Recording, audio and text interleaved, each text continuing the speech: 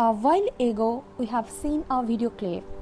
It is a scene from 18th century Europe when power was completely in the hands of king. What has been happened? That power was transferred from monarch to common people. Suddenly fall of a king, heads being cut off, most of brutal uprising the world has seen. People had enough with their ruler. So many humans died because of this revolution. What is the revolution? It is the Great French Revolution, a new republic born in blood.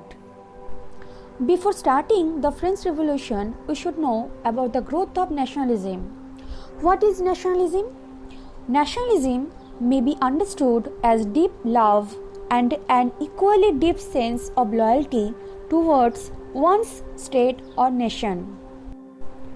What would you do if someone came into your home and told you that all your stuff now belonged to them? Will you leave the rights you have to your home to someone else? Of course not. You will fight to get your rights back. This love for your home is called nationalism. Nationalism means deep love for one's country. Nationalism is a feeling of belonging and loyalty that causes people to think of themselves as a nation. Nationalism has taken two forms. First, in which the people of a particular country started a movement to overthrow the alien government, just as in the case of India, where the people wanted to get freedom from the British government. The second form of nationalism is where the people want to get rid of the autocratic monarch, the inequality prevailing in the society, and the oppressive laws. This type of nationalism can be witnessed in the French Revolution of 1789, through which the people of France overthrew the oppressive monarch Louis XVI. Have you seen the Statue of Liberty? The Statue of Liberty stands in Upper New York. It is an universal symbol of freedom. Originally conceived as an emblem of the friendship between the people of France and the US. Because France helped US to get back their rights, from where we have got the idea of freedom or idea of nationalism or idea of liberty. French Revolution is the most important event in the world history because it has given many important concepts like liberty, fraternity and equality. French Revolution started with the attack on Bastille on 14th July 1789. French Revolution has many reasons like economic, political, social reasons. But first of all, we'll understand about the background of the French Revolution. In 1774, Louis XVI came to power and he married to an Austrian princess Marie Antoinette at the age of 20. She was a very bad advisor to the king. I want to share here an interesting fact about Queen Marie Antoinette. The people of France did not have 2 square meals a day to survive. But Queen lived a luxurious life and spent a lot of money on her dresses and shoes. Once the masses of France took out a procession demanding bread, the Queen asked her maid about the demands of the people.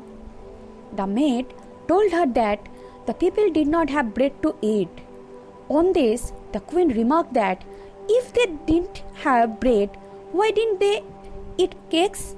The Queen was so ignorant of the condition of the people. Little did she realize that how would the poor people afford cakes when they could not even afford to eat bread? When the king came to power, he found that treasury was empty. It was a big problem to him. There were many reasons for it. The first reason was a war. Actually, France was engaged in war for a long time. France and Britain were very close to each other and they were fighting with each other for a very long time. Britain captured 13 colonies of USA and France was trying to help USA so as they can get back freedom. For that purpose, France is not only spending money but also taking money from the common people at high interest. At these circumstances, king could not be able to maintain properly his empire, like the maintenance of army and the maintenance of court. After thinking a lot, king came into the solution there must be a tax increment. Now we'll discuss the social structure of France during 18th century.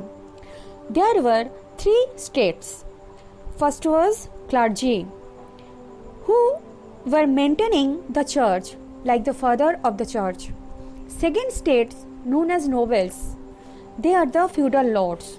Third states was the common people like big businessmen, merchants, court officials, lawyers, peasants, artisans, small peasants, landless labor servants, etc.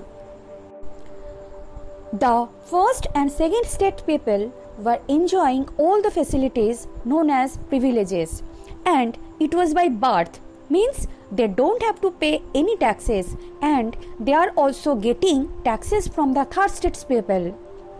The third state people were facing so many problems. Why?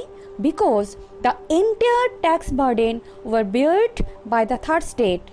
There are so many types of taxes. Now we'll discuss about the middle class people of France.